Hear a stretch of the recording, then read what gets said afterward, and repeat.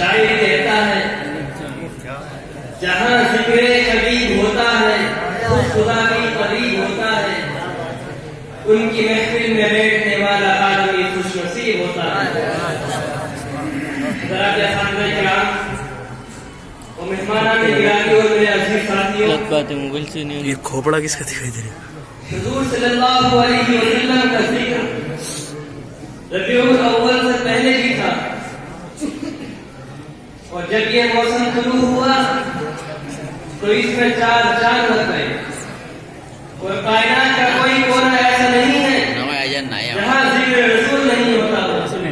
شاعر کہتا ہے کان بلند بھی لگائیے گلی ہی راستہ ہے، اور یہ بات بالکل سچ ہے کہ دنیا میں جتنا ذکر حضور صلی اللہ علیہ وسلم کا ہوتا ہے اور کسی کا نہیں ہوتا۔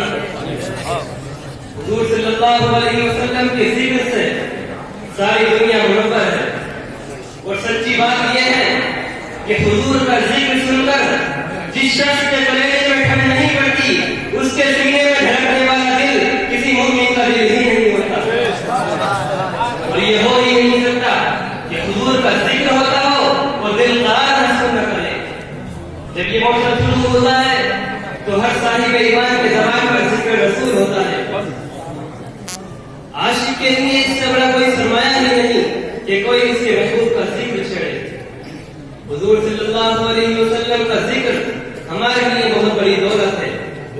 سامعین کرام، ایک مرتبہ مسجد نبوی کے صحن میں صحابہ کرام رضی اللہ تعالیٰ عنہ کی مجلس لگی ہوئی تھی، آپس میں گفتگو ہو رہی تھی کہ تاجدار کونین، مالک و مختار، نبی آخر الزمان، محسن اعظم محمد مصطفیٰ صلی اللہ علیہ وسلم تشریف لے آئے، اور آپ نے فرمایا ما اجلسکم، صحابہ کیوں بیٹھے ہو؟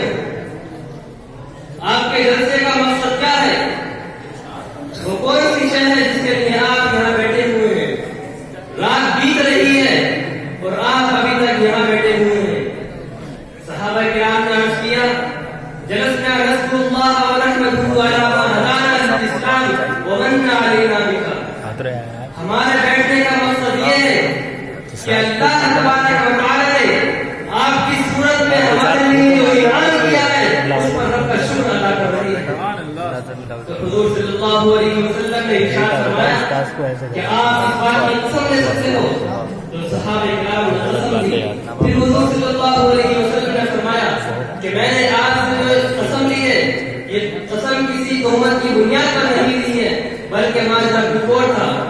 آپ یہاں بیٹھے ہوئے تھے، میں حجرے میں تھا کہ حضرت جبرائیل علیہ السلام تشریف آئے، اور انہوں نے مجھ سے آ کر کہا کہ محبوب ذرا باہر تو نکلیے۔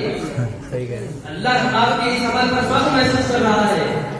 اللہ تبارک و تعالیٰ اپنے فرشتوں سے کہہ رہا ہے کہ صدیاں بیت گئی مگر امت محمدیہ آپ کی یاد تازہ کر رہی ہے۔ حضرت حسان بن ثابت رضی اللہ تعالیٰ عنہ کا لہجہ سنیے، وہ فرماتے ہیں من علینا ربنا ان بعث فینا محمدا، اللہ تبارک و تعالی نے ہمارے اوپر احسان کیا کہ ہمیں وصول عطا کر دی۔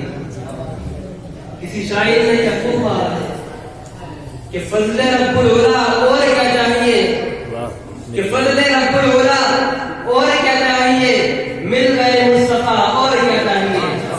اللہ تبارک و تعالی سے دعا ہے کہ وہ ہمیں حضور صلی اللہ علیہ وسلم کا زیادہ سے زیادہ ذکر کرنے کی توفیق عطا فرمائے۔